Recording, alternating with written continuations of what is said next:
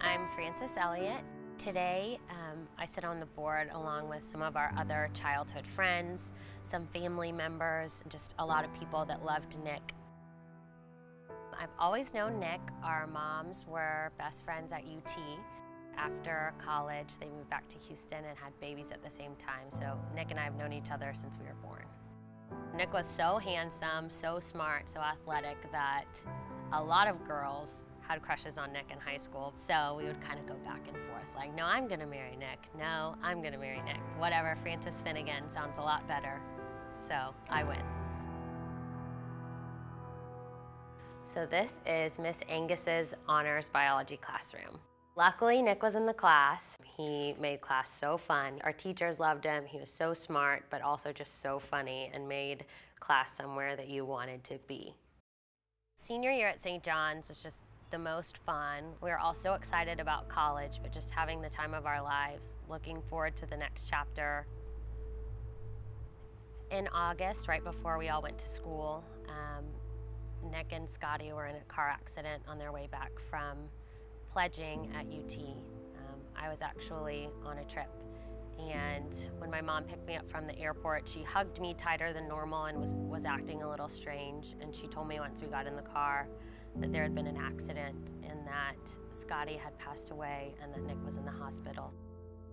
We knew things weren't looking good, but then at some point they told us that it was time to say goodbye to Nick.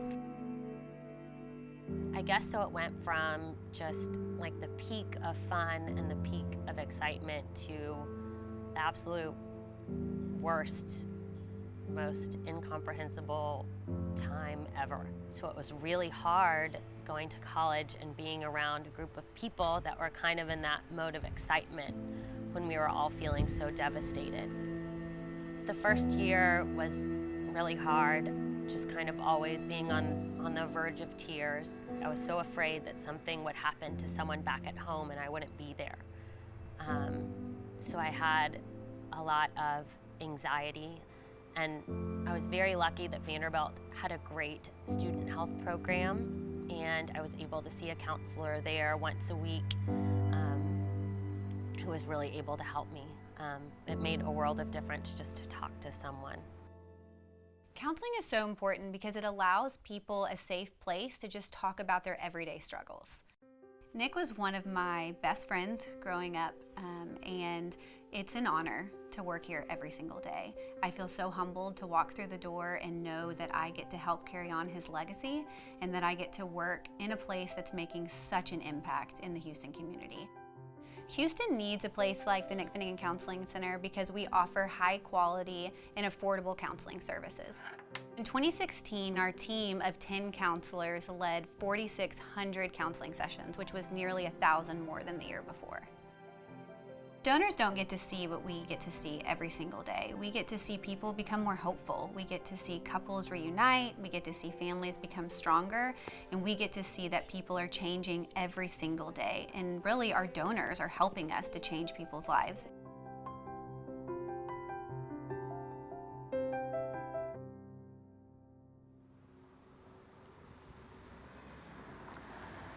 The way we got involved with Salvation Army Family Residence is that we wanted a site to where we could ensure that all of our practicum students got ample experience, not only observing our clinicians at Nick Finnegan Counseling Center, but also having plenty of opportunities to work with clients themselves. Practicum is a part of the graduate counseling training. In wanting to give back to the community, we wanted to find a site where maybe they didn't have counseling services available, and so it would be a win-win for both partners. Thank you.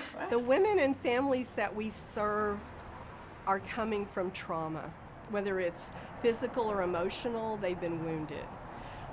They come from domestic violence and substance abuse, human trafficking. A lot of them have trust issues. There's a lot of fear and anxiety and depression. So they really need someone to give them an ear and to give them feedback and to care. Counseling resources in Houston are limited. Before the Nick Finnegan Counseling Center came on board at our facility, some of our folks were just kind of lost.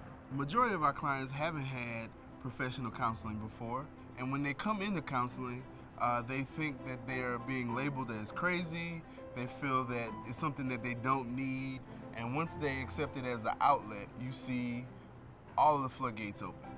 The communication enhances. They learn to identify their emotions. And once they learn to regulate their emotions, the anger decreases. When the anger decreases, it sets them up to be more successful when they leave the Salvation Army. The Nick Finnegan Counseling Center has challenged me, has pushed me to be a better counselor. I've been with Audrey for a year, and because of her, I'm able to give these clients the best counseling experience that they can get.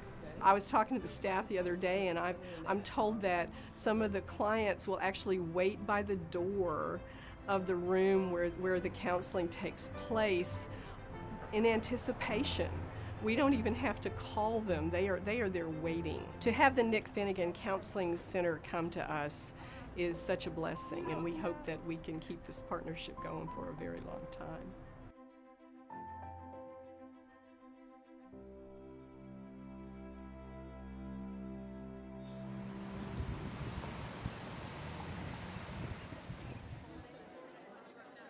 Today is our third annual HTX Mental Health Art Contest for kids.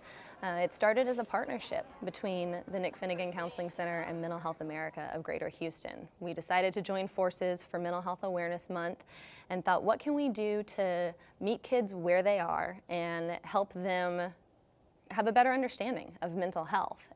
Community involvement is really important for the Counseling Center because as mental health providers, it's on us to help destigmatize counseling. People love this art contest. They're not only impressed at the artistic skill, but also the insight that these kids have.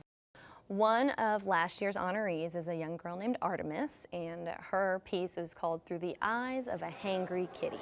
I thought it would be a good idea because I never entered an art contest before, and my mom thought it was a good idea because I actually have a mental health disability. I have ADD, so my mom thought it would be a good idea to learn about those sort of things. Since last year's art contest and when she was an honoree, she became more aware of other children in her school and even in her class that also suffer from mental health issues like ADHD or dyslexia, and because of that, she has been more able to talk to them about those issues. I think it's good for kids to talk about their mental health issues because it might make them feel better about it. Like, it's not something to be afraid about getting in your way. Half of all mental illness presents itself before age 14. So for us, it's really important for kids to understand that it's okay to ask for help. Raise your hand if you ever felt anxious. Keep your hand up. Look around the room. Everyone has feelings. You're not the only person. The 2017 art contest is our biggest one yet. We had 92 submissions. That's more than the past 2 years combined, which is really exciting. The City of Houston gets behind this art contest too. This is the third year that they've issued a proclamation for it. They award it to us at a city council meeting, and then on top of that, they also light City Hall green, which is the awareness color for mental health. City of Houston and the City Council would want to congratulate you today. You know, I just see on the smiles on your face, sometimes kids need a smile and a pat on the back, but it's the words you program into that bio computer here makes all the world the difference. And you may have just saved 92 lives, so congratulations for what you do. As the years have gone on, it's really been amazing to see what the Counseling Center is able to do in the community and how it's able to help people. I think it's really great that the Counseling Center has Nick's name. I think he did always help his friends and always made us smile and laugh. So I love being able to do something that honors him, honors the happiness that he brought to my life, and enables others to find that happiness themselves.